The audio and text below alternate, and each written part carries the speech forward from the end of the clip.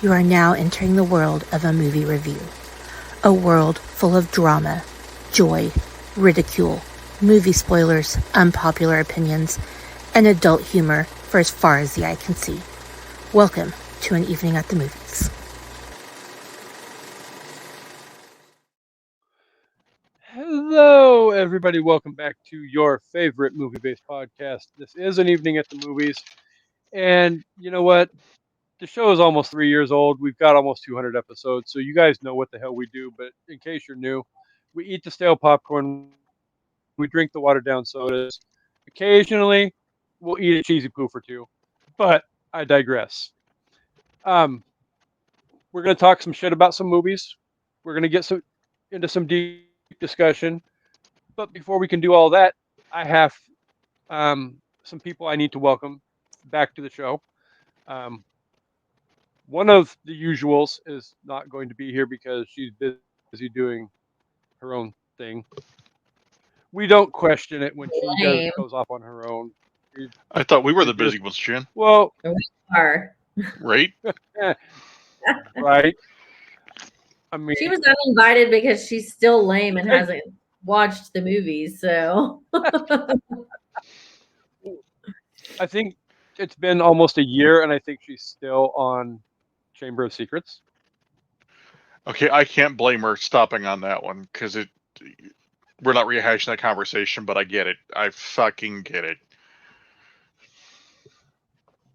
Well, I mean, I digress. There's going to be I probably should have warned you. There's going to be a kind of sort of Sipless-esque question come up sometime in the discussion, but I don't think it's going to require a whole lot of thought on any of our parts.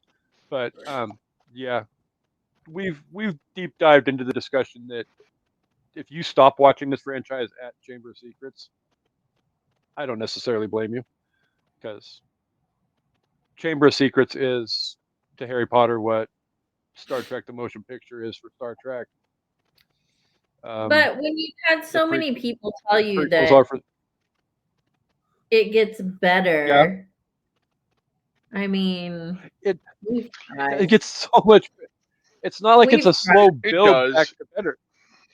We've tried. I mean, But you've got that amazing movie that is Sorcerer's Stone, right? And then you've got Chamber of Secrets. And it's just... And the book was the same way, right? The book was a freaking drag, too. Yeah. And so I'm not blaming the movie makers, right? The whole story is a bit of a drag because Sorcerer's Stone was so great, and Chamber of Secrets establishes a lot of stuff you need, especially the book for later on in the series. Mhm. But it's slow and it drags and it takes a while to get where it needs to go. And if you want to just read a synopsis of that one and move on, I'm not going to be mad at you. Yeah. If you're gonna tell me that you got to a certain point of the movie and you just went to the next one, I'm gonna I get it. And don't you ever talk shit about Star Trek the Motion Picture ever again, unless we're talking about the costumes or the hair. I will always, Beyond that, always talk shit about Star Trek the motion picture. I can watch the rest of the franchise. That for me, that movie just is like pulling. wait, hold on. You can watch I 5, digress. but you can't watch the motion picture. Okay, well, I forgot about 5. 5 was just as bad as the motion picture. Worse, way worse, because they actually had a budget for that one. Anyway, True, that's a they discussion did do for that another episode. So yeah, Kasey, Yes, you want to because I still have to introduce my guests because we've had all this discussion, and I mean, it's been a while since both of you have been on, legitimately both of you on the show for a full episode. So I will introduce you pleasantly to the listeners, but I'm going to do it in a very special way this time. So, with all of that said, Wow.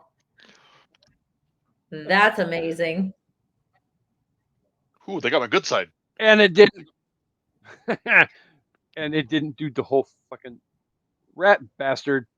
Oh, that's my family. Well, Product placement. Ideally, because we'll just director's commentary through the slideshow, but it was supposed to have the freaking audio that Chris shared in the group chat Ooh, like look, an I'm hour smiling. ago.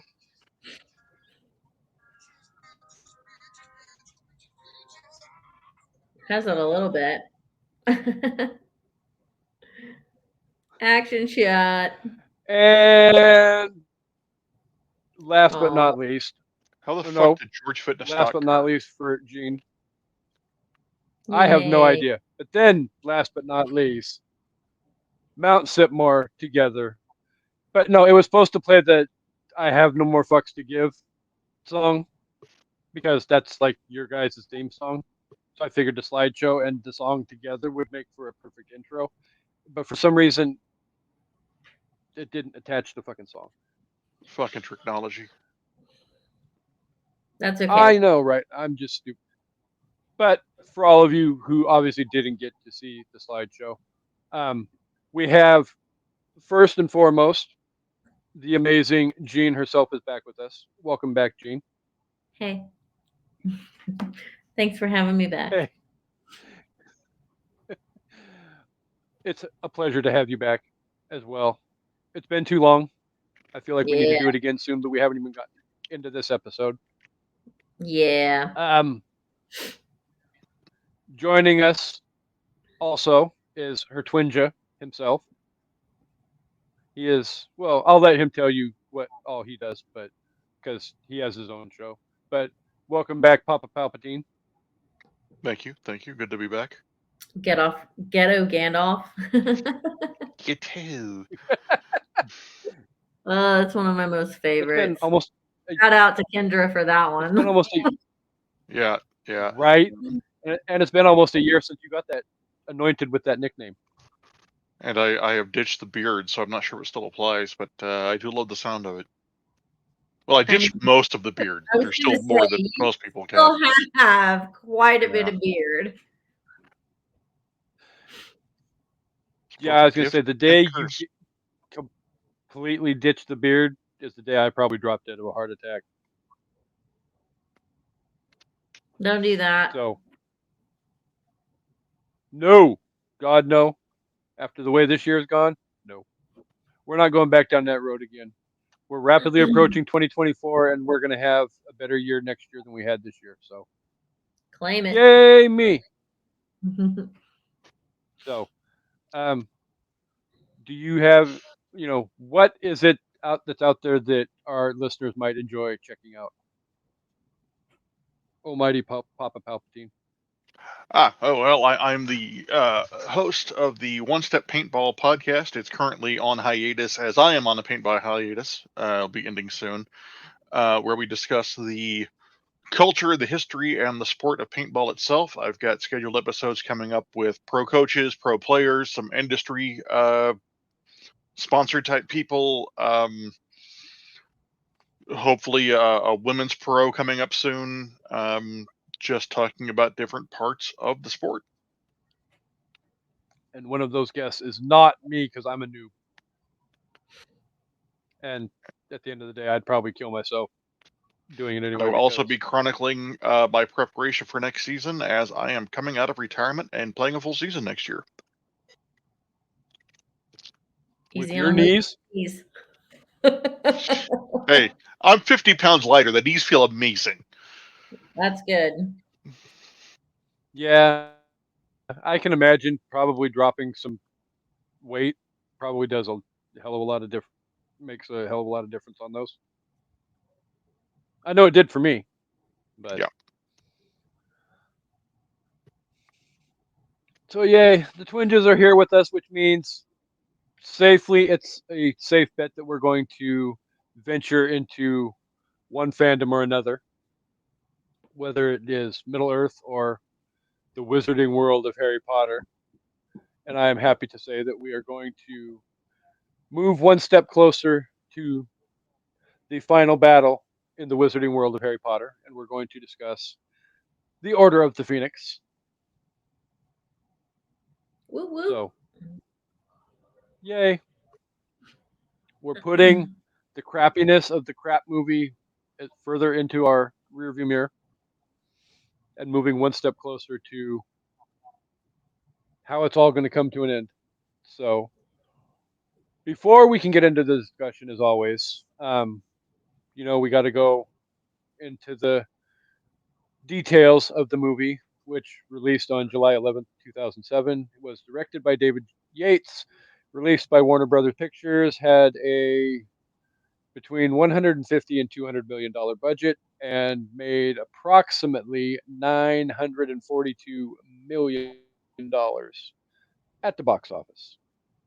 Nice. So, brain game of the afternoon / evening. Yes, they made it rain.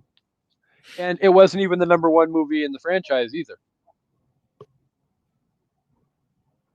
I don't remember. I remember reading which ones it was. Deathly Hollows Part 2 was ahead of it, and I think the other one was Sorcerer's Stone. But I could be wrong.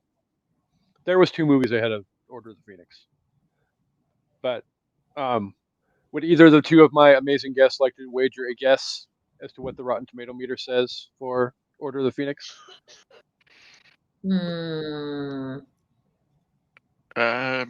I'm going to say mid-70s. I don't know.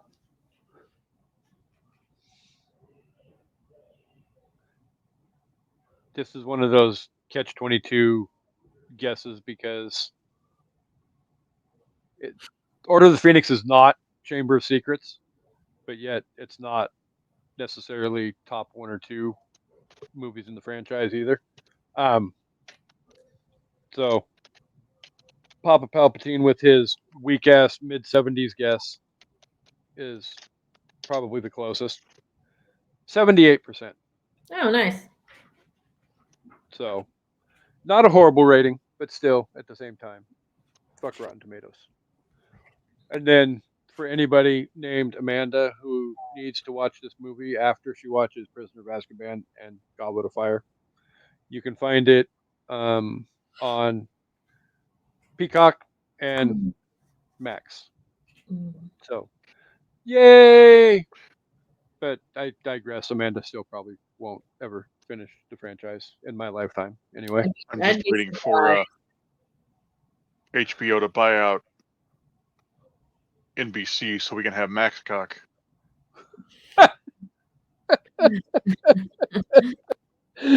Oh man,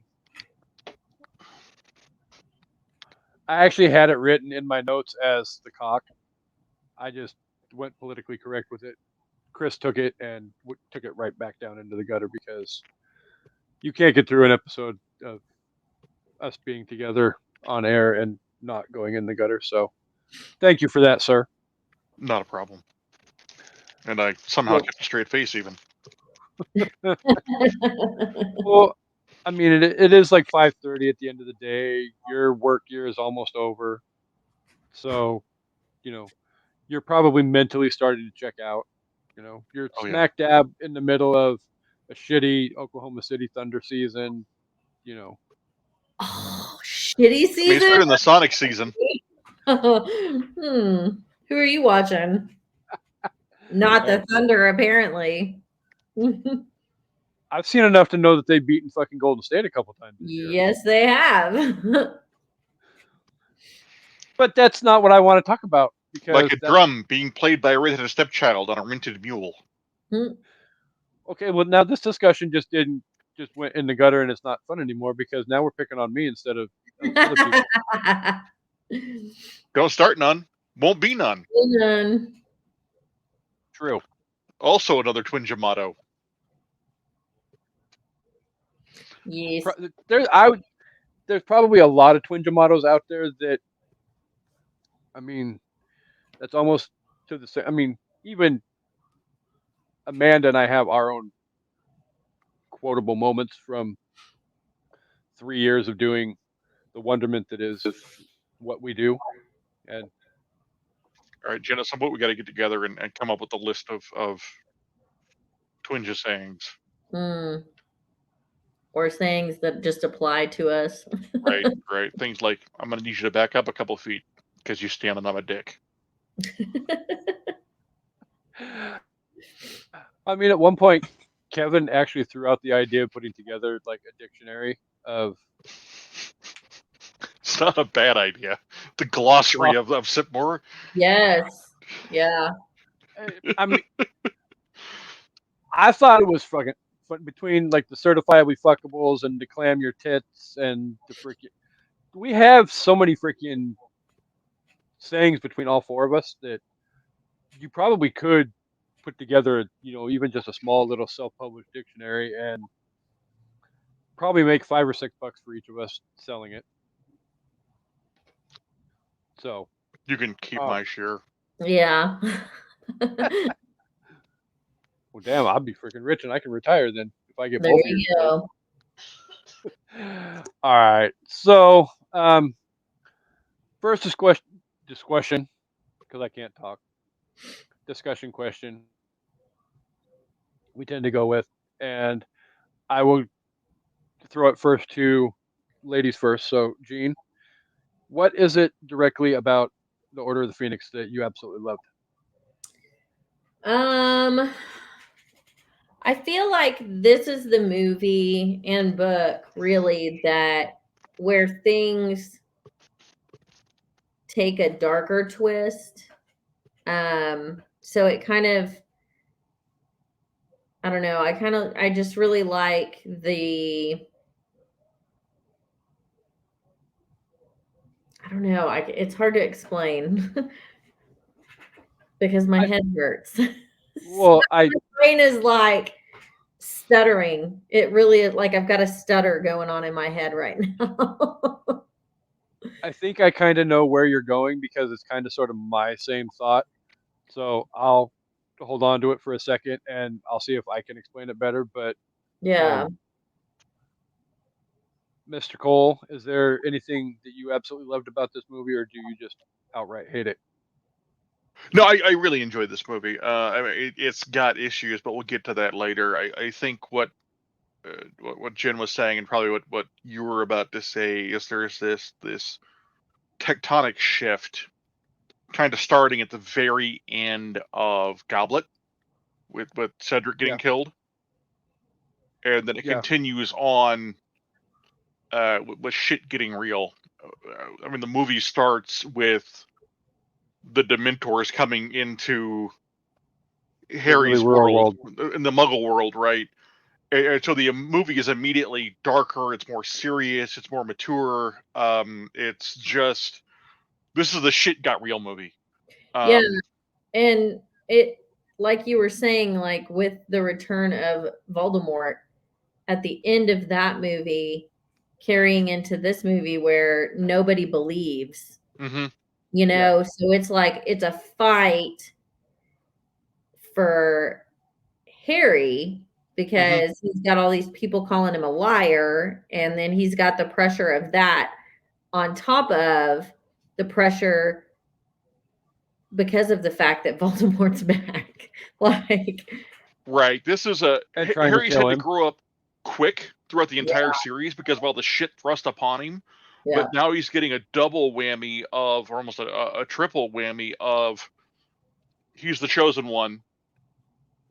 He's having to fight for the truth, right? And he feels like because of what the Order is doing, trying to protect him, that he's left all alone. Yeah. And then he's thrust into the role of a leader, which he's never wanted, and he doesn't feel like he's qualified to be.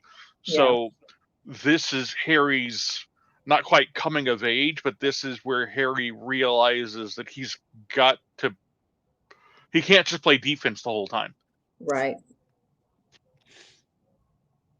Well, and it doesn't help either, I think, because especially when it comes to his character in particular, things definitely got a lot more psychological with him in this movie, where you've got Voldemort is fucking with his head literally the whole movie. He doesn't know from one minute to the next whether the dreams and visions that he's having, he thinks they're real, but at the end of the day, are they real, or is it just Voldemort fucking with him, trying to weaken him mentally? you've got, even for lack of a better term, Dumbledore really isn't doing a whole lot of communicating with him, so he's like left out in left field, like, what the hell's going on? What the hell did I do to you, you old Yeah, fuck? like he's literally going out of his way to avoid. Be a dick. Dick mode engaged. Yeah. Talk about back up 2 steps because you're standing on a dick. I mean, yeah. And it literally, he doesn't get an explanation from him until that last moment of the fucking movie as to, this is why I did this. Mm-hmm. I thought I was protecting you, but I realized, no, I wasn't. Blah blah blah blah blah. So I'm definitely a bigger fan of things when it tends to get a little bit psychological, because I think that adds a whole new dimension. But yeah, it definitely felt like the end of Goblet was setting the stage for this, but then like Order of the Phoenix is really setting the stage for what's left to come in Half Blood, and then part 1 and part 2 of Deathly Hollows. Because if you thought shit was getting real now, shit's only going to get a lot more real in part 6, part 7, and part 8. She gets real fucking bloodthirsty. Yeah. Rowling did. Yeah. But She who shall not be named. it's a good, I think she did a good job with good versus evil, Mm-hmm. but also the good guy doesn't always win. Like, Right. it's, you lose good people, you lose the bad people. Like, Mm-hmm. she did a really good job with, I don't want to say like keeping it real, but you know what I'm saying. In terms of, the good guy doesn't always win. Like that's real. It happens in life, Good But people. and one thing she's talked about with the way she wrote the books is she wanted the readers to grow up with the characters. Yeah. So there's this great transition throughout the series of good is good, evil is evil, and then as you progress, you realize that shades of gray exist, Yeah. and people that you thought were evil aren't, and vice versa, and that some people, kind of live in the middle because that's just who they are. Right. So it's a great, I don't want to say lesson, but it's a great transition for young readers or anybody of world building and recognizing that good doesn't always win, evil doesn't always lose, and sometimes things don't go the way you thought they were going to. Right. Well, as kids, we get that whole, you watch cartoons and you're presented with the problem at the beginning, and 30 minutes later, Right. the good guy wins. So you may get that a little bit through the beginning stages of the Harry Potter franchise, but it kind of sort of is reminiscent of like the original Lucas Star Wars trilogy, where you have the Battle of Yavin that they win at the end of New Hope, but then like shit gets dark in Empire Strikes Back, and then you have the happily ever after moment with the Ewoks at the end of Jedi.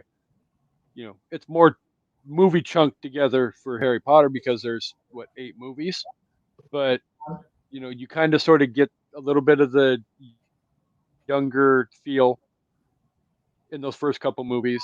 Then you get into Prisoner of Azkaban and Goblet of Fire and all of that, where it starts to get a little bit darker. By the time you get to Order of the Phoenix, you get the whole. And this movie's almost 20 years old, so fuck it. Spoiler alert, you've been warned.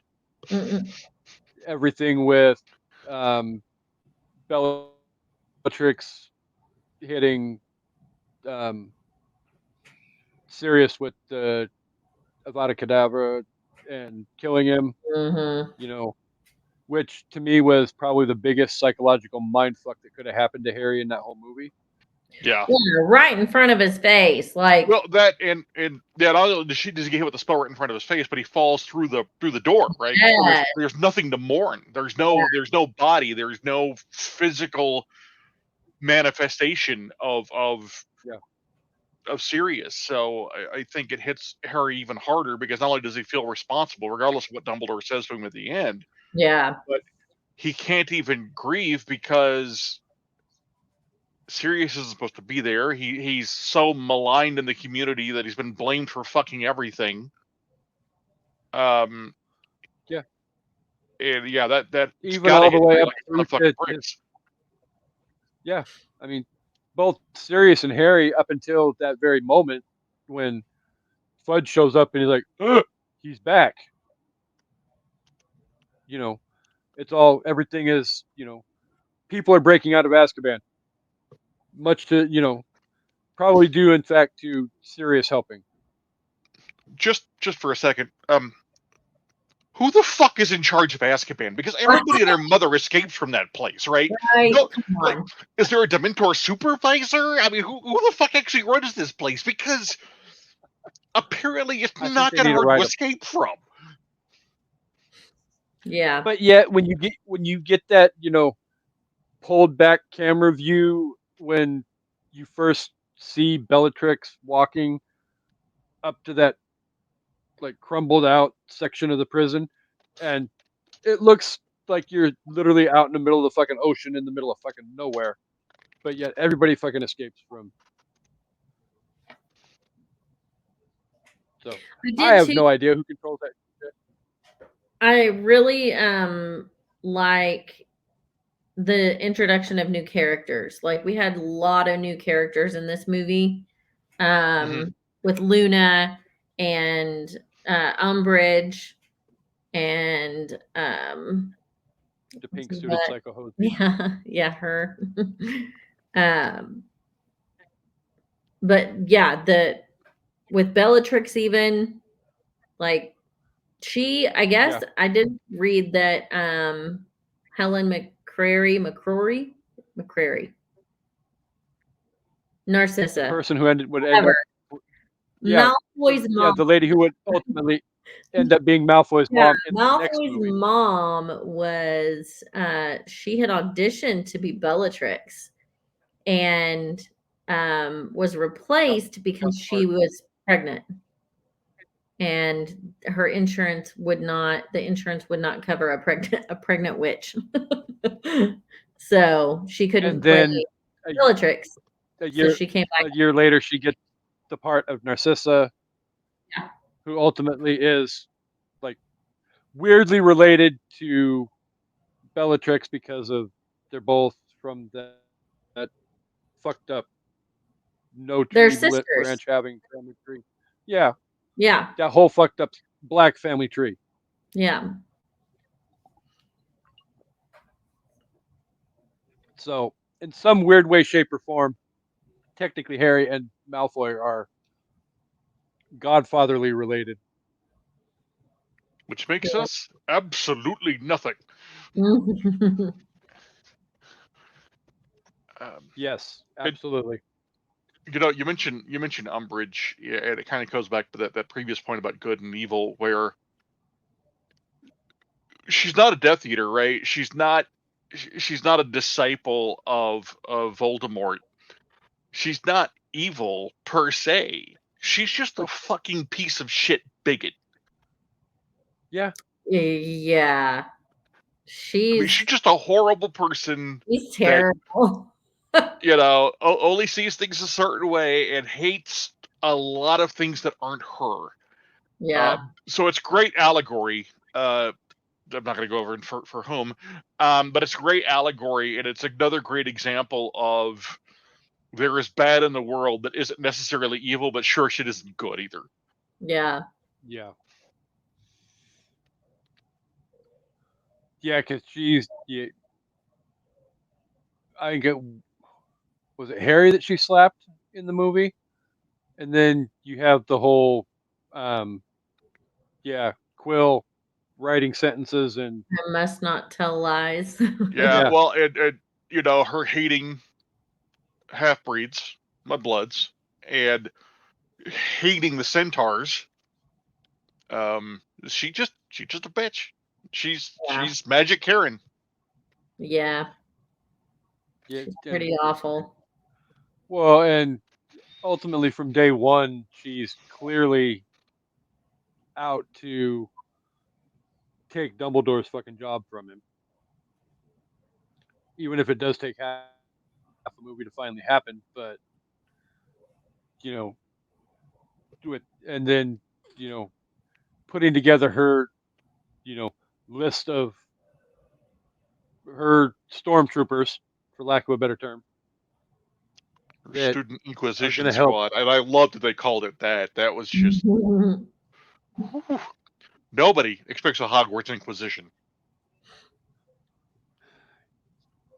Yeah, I still personally, I prefer my whole thought of being like, she's the pink suited Darth Vader, and it's her fucking stormtrooper army, because they're all fucking morons to begin with. But at the end of the day, they're probably more capable than stormtroopers are, because let's be honest, stormtroopers couldn't hit the broadside of a barn with their blasters, but because that's always been the running joke for 40 some odd years. But I digress. Um, so, is there anything hugely obvious that jumps out at you as something you hated about this movie? I hated all the story shortcuts from the book. Yeah, they did. But I mean, this is the longest book. No, for sure. But they could have taken. So they definitely had to cut it down. No, but they did a good job with what they did. But I okay, get fair. I do. And I'm not saying it needed to be a 4-hour movie, right? Because I think the runtime is 2:15 ish. Yeah. Right. But they could have taken 10 more minutes. It explained why the owls were so important, the OWLs. They could have explained that the older students were taking yet another level of tests that were even more important. Mm-hmm. They could have gone a little bit deeper into what led the twins to be "fuck you, we're out." I think that kind of just sort of came out of nowhere. The Hagrid thing too, like right in the book, it is like you go with him in the book, and you know, so they could have done a little bit more there. I mean, I get why they didn't, but I'm not saying extend this to a 3.5-hour movie, right? I'm not saying that, but give us 10, 15 more minutes of content. Yeah. Right, to really flesh some stuff out, because it just feels rushed at times.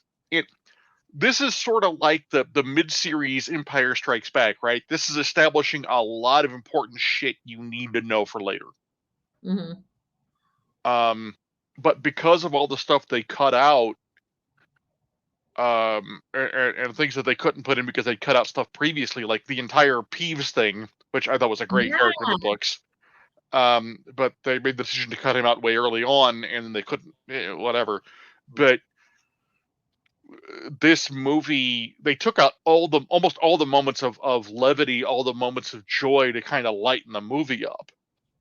Because I mean, the book's heavy as shit, right? And the movie is heavy, but the book's got enough to break it up. Yeah. Where it doesn't feel like a drag the whole time. And so some of the editorial choices that they made story-wise, I think negatively impact the feel and the flow of the movie. I can get that. Yeah.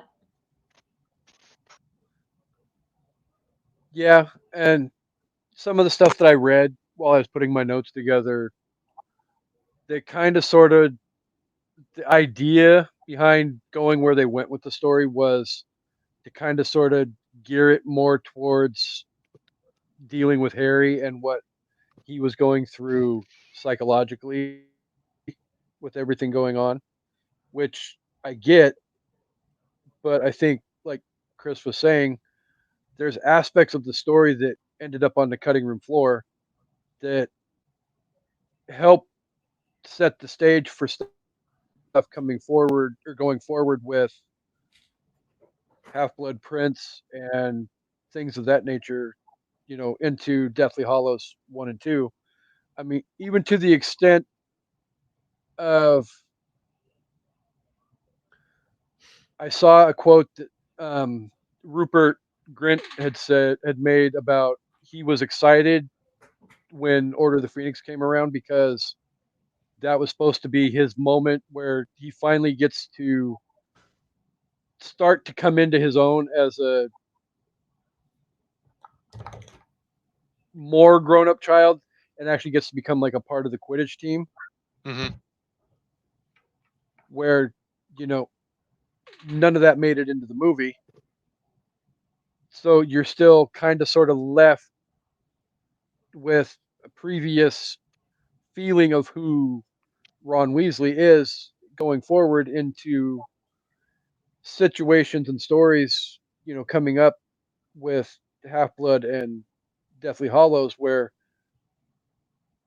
he's got to become more of a mature friend to Harry. Otherwise, what good is he doing to the situation with everything going forward? And they start down the journey finally, and actually book-wise this is where it starts too, but start down the journey of, hey, Neville's a bad motherfucker who comes from a line of bad motherfuckers. Yeah. But they start it and then drop it.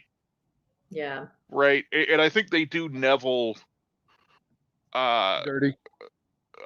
A massive injustice, probably until Deathly Hallows 2. Yeah, and that too, to the Neville point, is they left out that huge chunk of them running into Neville at the hospital Mm-hmm. while Arthur's in the hospital. Right. They run into Neville and they're like, "What are you doing here, bud?" And it's because his grandma's there. And that's when they find out, or not his grandma, his parents are there. Mm-hmm. And that's when they find out right. that they were tortured and have no recollection of who he is or any kind of, like, they're basically catatonic, which is huge because they're all together, right? As I remember, yeah. And wasn't the secret they were protecting the location of the Potters? I think so. It's been a long time since I've read the books. But it's like that whole thing is really big because that's when they find out about Neville's parents, and that's when they find out about all of that, and the way they introduced it with him looking at the picture was fine. Yeah. Right? But go a little further with the story. Right.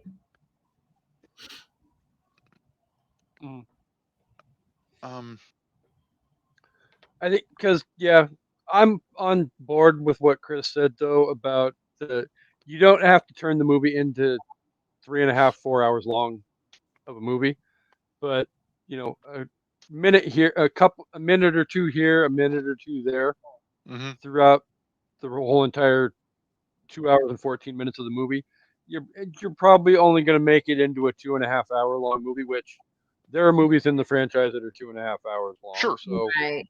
Yeah, but you're giving it context, like Whoopity-doo. giving things context that are needed. Yeah, absolutely. But for people that have read the books, yeah, exactly, it's a little bit better because we get it. We already know. But think of all the people that haven't read the books that watch the movies that are like, yeah, but having read the book should enhance the story, not fill the holes. Right.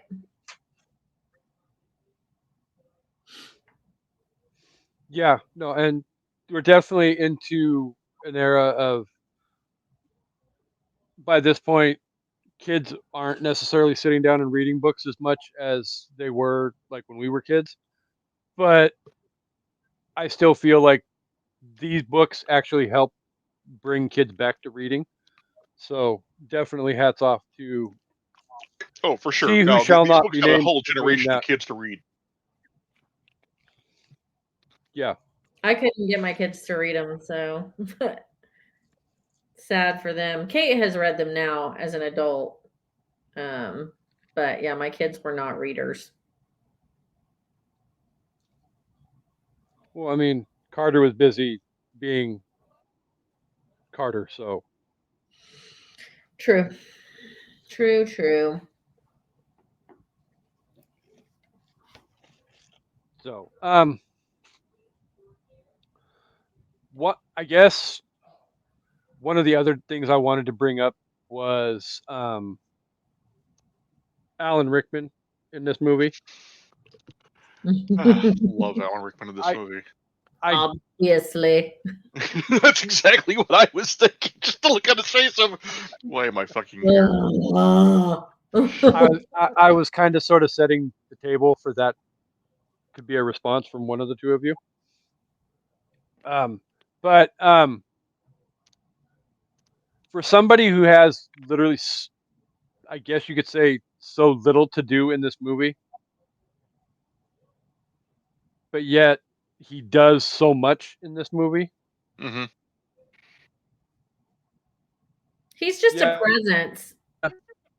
You know, anytime that he's there, you're gonna notice him, and he's gonna have something ridiculous to say, and it's gonna be amazing. Right. The scene we were just talking about, I mean, obviously, the Alan fucking tone Rickman. of voice and single word, he's conveying entire conversations. Yeah. In mood, like he's like, this is exactly the mood that I'm in. One word, it's all you need. Right. And if you don't get that I hate you, that's your problem.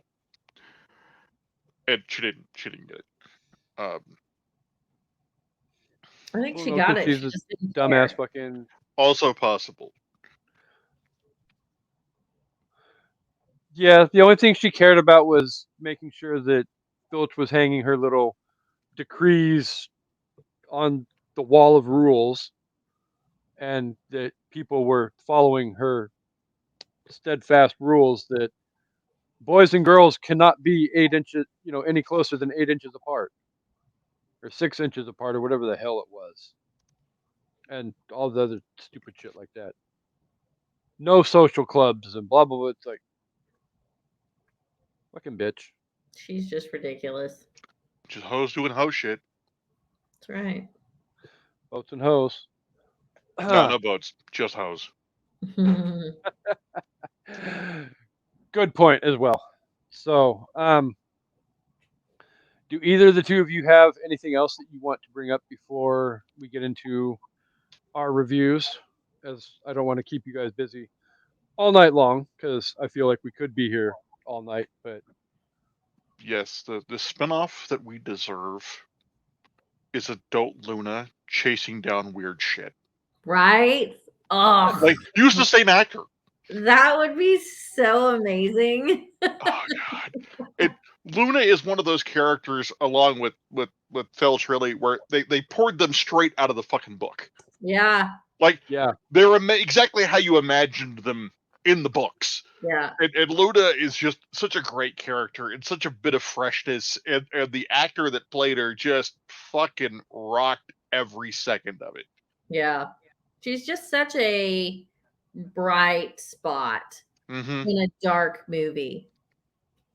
And she's Well, just and- she's so positive. I love her. Right. well, and I think I read somewhere too as well. She was one of like 15,000 people that auditioned for that part. Mhm. And she only did it for fun. And yeah, she literally just whatever. I think I'll go to this. This could be fun, guys. And that's Yeah, entirely why how not? she played the character too. Of the, I'm just gonna have fun with it. Fuck it. Yeah. And by doing that, though, she really captured the essence of who Right. Luna really is. And as somebody, even like fucking Alan Rickman, she's not a huge part of the movie, but when she's on fucking camera and doing shit, she finds ways of stealing the moment away. I mean, it's like, well, what the hell is Luna doing over here? What is that? Yeah, she just And then you shows get up. Yeah. the whole end moment at the end where she's hanging flyers all over the hall because she's had her stuff taken, Mm-hmm. but you can't find all of her shoes. And it's I like, think who the hell loses all their fucking shoes? I really need to get them back. Right? It's all in good fun. Really? I mean, Wait, Are you sure? No, I love the that character would in all. the books. I loved the portrayal by Ivana Lynch. Had to look that up. I thought it was amazing. Yeah. If we could get a Luna spinoff, I'm there. That would be so fun. And see, and that's one of the other things that hit the cutting room floor that was in the book a lot more in depth was you got a little bit more backstory. 'Cause her backstory in the movie was basically non-existent, so she's basically just a new character popping up out of nowhere. Right. But yet in the book you get more of the backstory about her dad and that whole situation, and a better understanding as to why she's as Loony. carefree mentally as yeah, loony's probably the right word to use. Love her. Loony Lovegood, not Luna. But Mm, she definitely, if I had to pick 3 favorite characters from this movie, it literally is obviously Snape, Harry, and Luna. Yeah, I can't argue I those don't. 3. Yep. I mean, I don't. Other people had other stuff to do throughout the movie, but like we said, Luna kind of steals the scene whenever she's on, and then obviously Harry and Snape do what they do and have that kind of key role to the story. So, that's why. But before we get into our reviews, though, I feel like we're 5 movies into the franchise, and I'm going to steal Amanda's thunder from her show. And really quickly, um, we've got 5 movies and 3 of us. So, what order would you put the first 5 movies in? Starting with Like Miss Jean. ranking wise, like Okay. best Yeah. to worst or Like- what? Yeah, best to worst. Okay, so I would say Chamber is last. Clearly, I mean, we're all on the same page there. God damn it, she took my pick. No big surprises. Okay, so we're gonna go. I'll go number 1. So I'll go Sorcerer's Stone, Goblet, Azkaban, Order, Chamber. I can't argue that. I can't. I might, in my mind, flip Azkaban and Phoenix, Yeah. but it's going to depend on my mood. And it's kind of a disservice Yeah. to call this one 4. It's just the other ones are so great. Yeah. So it's more like 1 and 2, and then 3 and 3A, and then Goblet is like 12. Not Yeah. Goblet. Chambers like 12. Chamber. Yeah. yeah, I mean, I feel like we could probably venture into this ranking system again in about 3 movies when we get done. And I don't feel like Chamber is going to improve its situation any. It'll probably No. be Absolutely not for me. And again, it's not that. I don't want people that are hearing this to think that we hate Chamber, because we don't. I don't hate the movie. I didn't hate the book. It's just the weakest by far. It is the weak link. Yeah, Goodbye. And it's one of those that everybody should watch it once. Yeah. And then if you want to skip it during your watch-a-thon or fast forward or get to a certain point and go, I've been here, I know where this is happening. What happens next? Next movie? Well, I don't blame you. You have to watch it. At least You have to watch it or read it, whichever one you're going to do. Right. Preferably both, because they're both great in the way they present things. Mhm. It's just, it's a lot of world building and a lot of nonsense and a lot of dialogue you just don't fucking need. Yeah. Yeah. But there is substance there that you do need. Absolutely. So, Well, there's elements in that particular movie / book that it will pop up again later. yeah, a But very important piece of that movie pops up in the last movie. Mm-hmm. And yeah, if you haven't watched it, then you're like, huh? Right?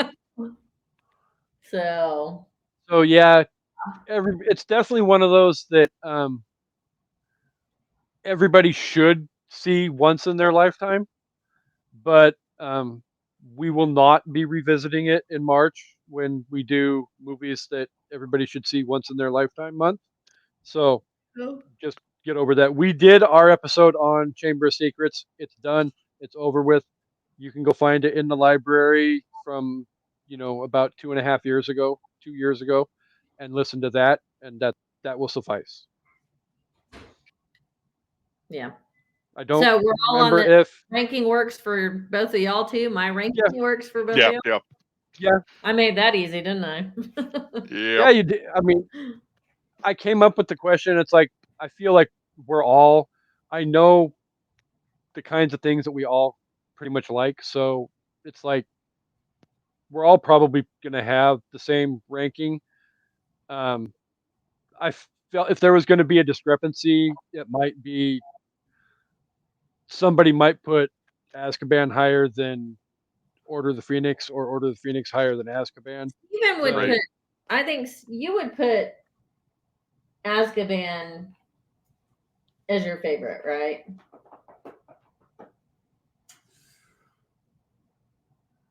are you talking to a ghost?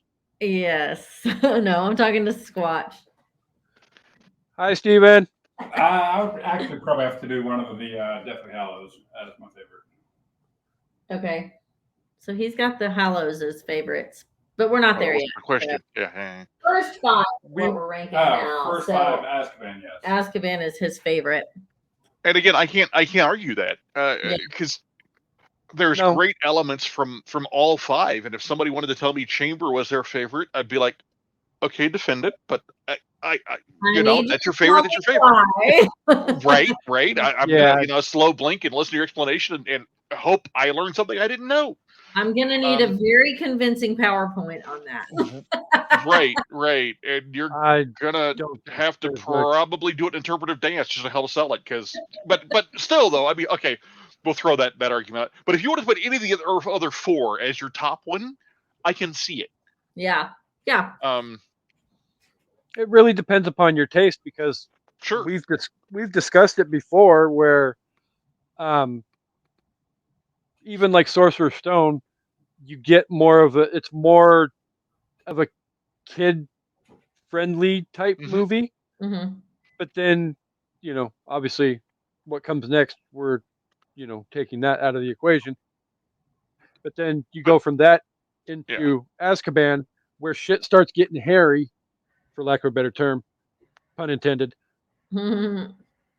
The darkness starts creeping into that world, and then Goblet of Fire gets a little bit more darker, and then we're over the fucking cliff in Order of the Phoenix. So, and we're off to the races at that point. right. But depending on what you're looking for, because you look at like Goblet and effects wise and visually, Goblet's the best of the batch. Yeah. Just some of the effects from the different Triwizard challenges are fucking amazing. Yeah. And probably the best in the entire series. So if you're an effects person or a visuals person, you're probably going to rank that one higher. Azkaban's great because you finally get to meet part of the rest of the world, not just what's confined to Hogwarts. Mm-hmm. So really, depending on what you're looking for or what your preference is, rating any of those movies, not Chamber, in the top spot, there's arguments for all of them. Yeah. Yeah. Well, and even like we said Beast. earlier, Also, fuck PowerPoint. I mean, you get the whole element of once you get to Order of the Phoenix, shit starts getting psychological if you're a fan of psychological type stuff. we're reaching that point in the storyline now where psychology plays a huge fucking role Yeah. in everything going forward at this point, because Some now mental mind fucks. I was gonna say mental fortitude. You went the opposite way, but it's It's a mirror image of awesome. yeah. yes, I would agree with that wholeheartedly. So as a whole, I think we've let Gene start first for most of the show. So I think we'll let Chris go first for the rating and review. Only because I'm curious to see what the hell he comes up with for his rating, because he always does something creative and genius. 1 + 2 + 1 + 1. Yeah, I'm not going to be so creative and genius on this one. Damn So, it! yeah, I first got to preface this review with I don't hate this movie. I enjoy this movie. I really, truly do. But I wanted more. The movie feels incomplete. The movie feels rushed, which is saying something for a 2-hour and 15-minute film. The movie completely discounts a lot of characters. It's fun, and it's well shot, and it's well acted, and like we talked about, certain actors, even though they have limited screen time, make the most of it. But I was just whelmed by this movie. I enjoyed it. I enjoyed my rewatch Tuesday, but I was left again wanting more. So normally I would rate these really high, but I'm going to give this. Yeah,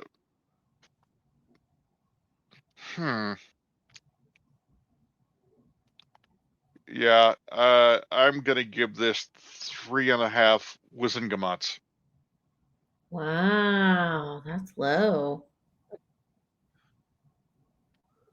I mean, All right. on a A, B, C, D, F scale, it's still a solid C. Yeah, I guess. C's, I C's do get slump in degrees too. solid C. I mean, C's get owls too. Mm-hmm. So, your thoughts, Miss Jean? I don't disagree with my Twinja on leaving stuff out. I will rank it higher just because I'm not as jaded by that. Wow.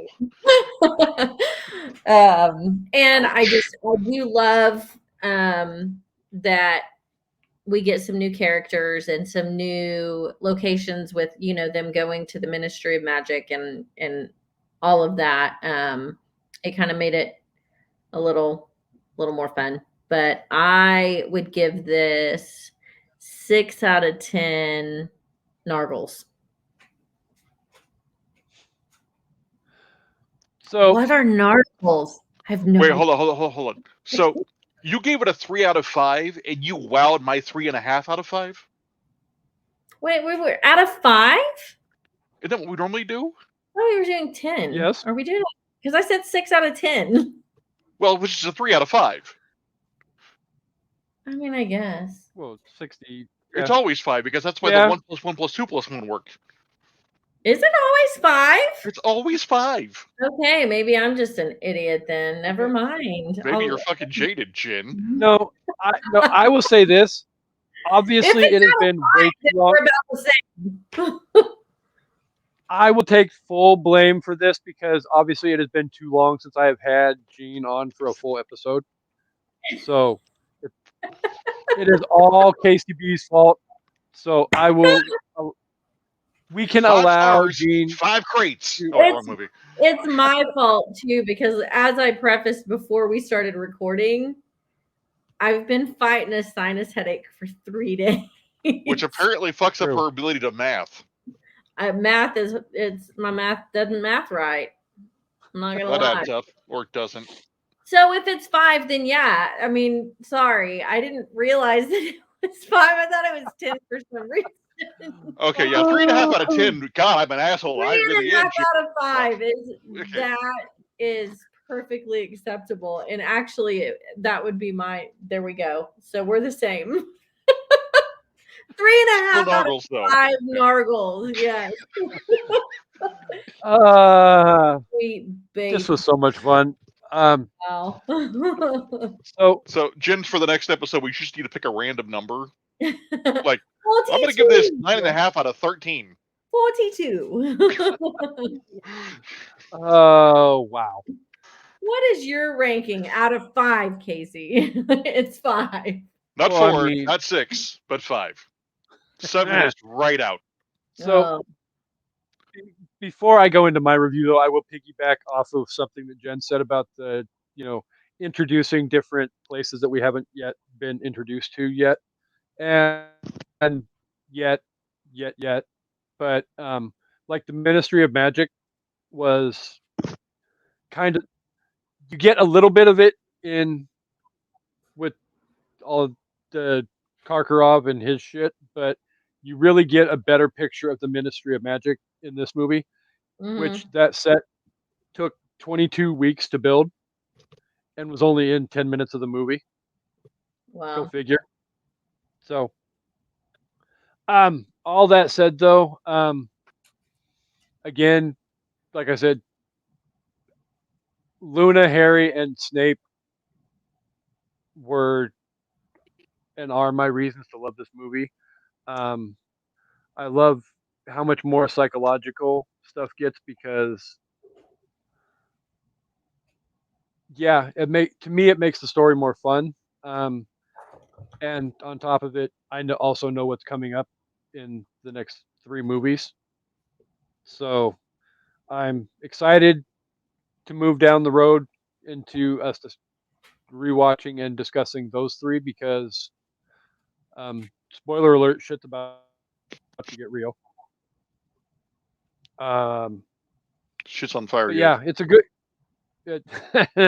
It's a good movie. It's not by far not the worst movie in the franchise at all.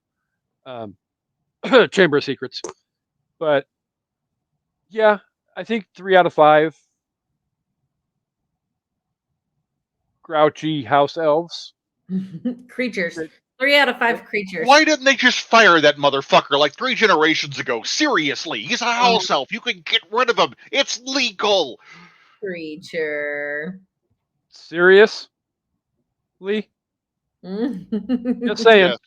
But no, I think 3 out of 5 is a good, solid rating for the movie. And again, if you lost steam for this franchise after Order of the Phoenix, or not Order of the Phoenix, but Chamber of Secrets, what the fuck? Definitely. If you lose steam after the second movie, were you even boiling? Yeah, come You're back. like tepid at that point, right? Back. You have to come back. If Not you even can, moist. if you no, if you can sit down and watch Prisoner of Azkaban, you will fall back in love with the franchise and you'll make it through. And at least then you can say at the end of the day you've watched the entire story from start to finish. Which all I'm saying is I wish somebody would get all the way through it one time. That way she doesn't have to be standing there like a deer in the headlights wondering what the hell we're talking about when we do our punny talking about the Potter world, and she's all like, I still haven't seen that movie. Well, no shit, because you quit after the fucking shittiest movie in the damn franchise. Keep going. But we love you. So plug away and catch up at one point. Hopefully before, the rest of us continue to lose the color in our hair. So,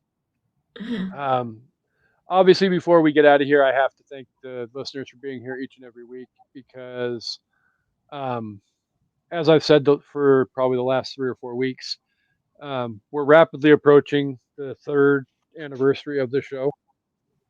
And within a week or 2 after that, we're also looking down the barrel of our 200th episode as well. So I never thought 3 years ago we'd get to this point, but at the end, I mean, because I say it all the time. At this point, you know, in the last 3 years, I've done a lot of stuff on this show. Sometimes 2 or 3 episodes a week. Wow. Mhm. But yeah, as long as people are here listening, I love doing this, and I love meeting new people and building friendships off of this show. And fortunately for all of us being here on this episode, the SIP list and an evening at the movies is what brought us together as friends and members of the epic Mount Sipmore and all of that. So thank you all for that. And we'll get more into the sappy thank yous and all of that when we get to February 10th. But obviously, thank you to the listeners. Thank you, Jen, for coming back and being here. I feel Thank you like for having me. a safe goal for us maybe in 2024 is let's get Harry Potter wrapped up and get through the last 3 movies. I like that. Yep, and finish The Hobbit. hmm Because we're still only 1 movie into that franchise. Yeah, but we're gonna just wrap them up together. Those last 2, we're just gonna shove them together. That's just the only way to do it. They're just, yeah. And then we can, venture off into the other Middle Earth fandom, The being good Lord of the stuff. Rings. Once we're back on Yeah. The Hobbit of doing these things. Yes. That was very punny of you, Papa Palpatine. Mhm. So, obviously, thank you again, Chris, for being here. This has been a lot of fun. Would Thanks you for like to having me remind? again.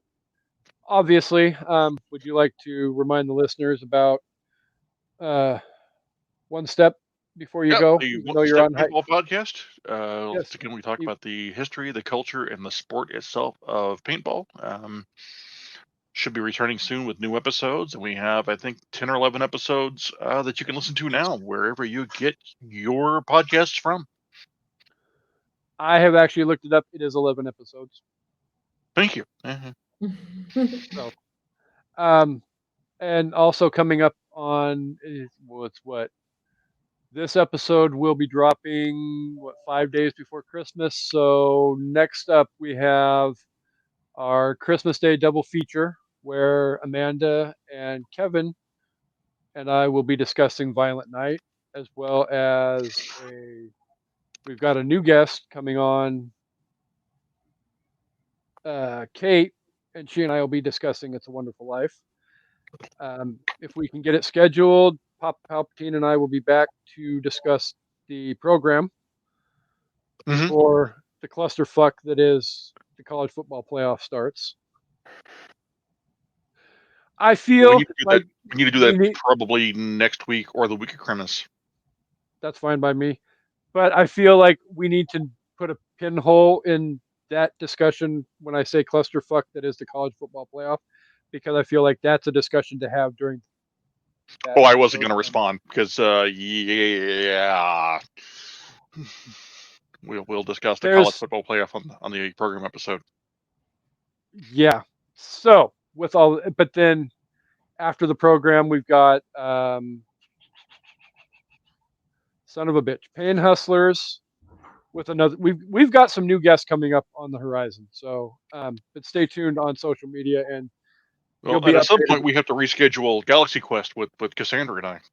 Mhm. Yes. Speaking of which, I'll get what not you. that not that I want to air the laundry on the episode, but how is the better half of your household doing? She's maintaining. Her brother was nice enough to bring her a really nasty head cold from Reno, so she's dealing with that right now on top of everything else. Luckily, it is not the gift that keeps on giving. I've been able to avoid it, Good. not Regift from it. her lack of trying. Good, good. If you get Yeah. it, regift it. Yeah, well, she's not Amanda, so I should be safe. Hmm. Oh, that's funny. The regift. It's the freaking joke that we'll always keep on giving because we'll be 75 years old and still talking about the regift. The great thing is the regift joke regifts itself. It does. On a regular basis. Yep. It's the gift that keeps on regifting. Anytime she posts a picture about, ooh, look what I got. But, oh, who are you going to regift that to? Or who said that to you? It just, yeah. So, but yeah. I don't think there's nothing else really coming up on an evening at the movies that I need to let everybody else know, because you can stay updated with what's coming up on social media. But like I said, we've got a wealth of new guests coming up in the new year, and we've got some ideas for. We're going to look at some black cinema in February, and as well in March we will be talking about movies that everybody should see at least once in their life. But yet I feel like one of the two of you has a birthday coming up in March, which maybe we might have to pop up with a bonus episode entitled Harry Potter and the Half-Blood Prince. Or let her pick her own birthday movie as a tradition. Or she can pick her own birthday movie, and whatever the case may be. But as we all know, people get birthday movie episodes for their birthday, and Jean has her day coming up in March, so yay! The invitation will be back for Jean to come back in March and discuss a movie. I don't care what movie, but we'll be discussing a movie. So we won't have 6, 7, 8 months in between Jean episodes again. Yeah, sorry I was lame this go round. I'm sniffly and I have that damn headache. Sorry, listeners.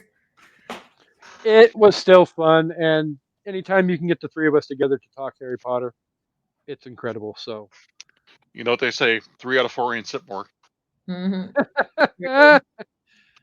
Because still, at the end of the day, the other one doesn't want to get on the fucking horse and the other one's more interested in listening to Tay-Tay songs than she is with finishing a goddamn binge of Harry Potter. To each his own.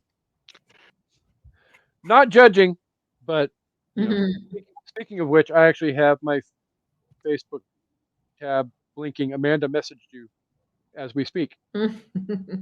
So, thank God we're not live, because then she'd probably be yelling at me for that comment about Tay-Tay. That's all right. Yeah, I'm over it. I don't care.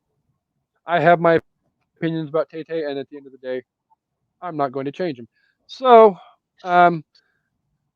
I will close out the episode as we always do, because Amanda's not here to do it for me, with the obvious.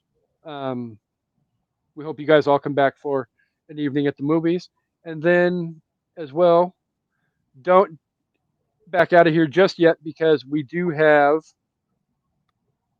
Oh fuck! I deleted it. Never mind. We did have. We did have a.